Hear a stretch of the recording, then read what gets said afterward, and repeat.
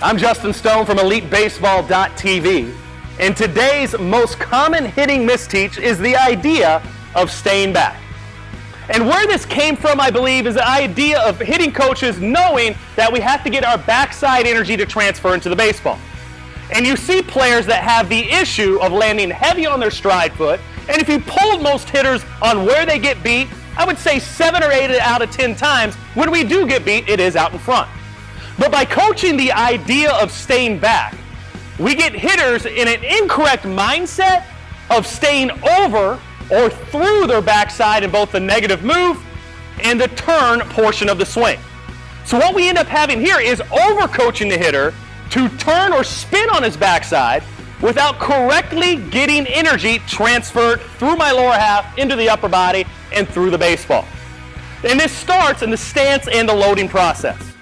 So the first teach in correctly getting a hitter to get balanced in his hitting position and to turn on axis through the ball with energy transfer is first the idea of getting energy to start and stay in the instep of my back shoe in the stance.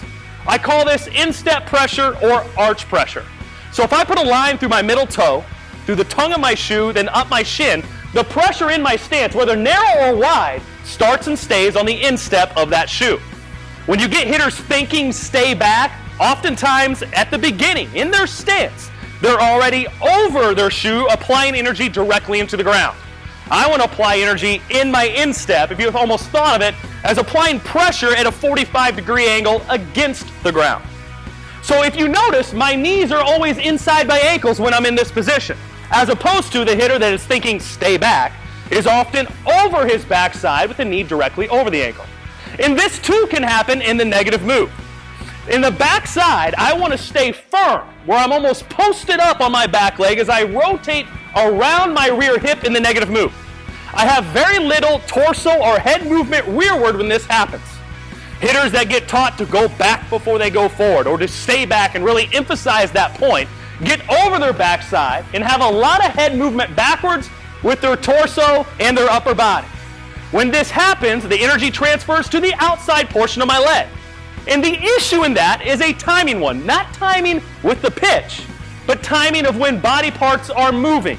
Meaning, my lower body we know has to fire first.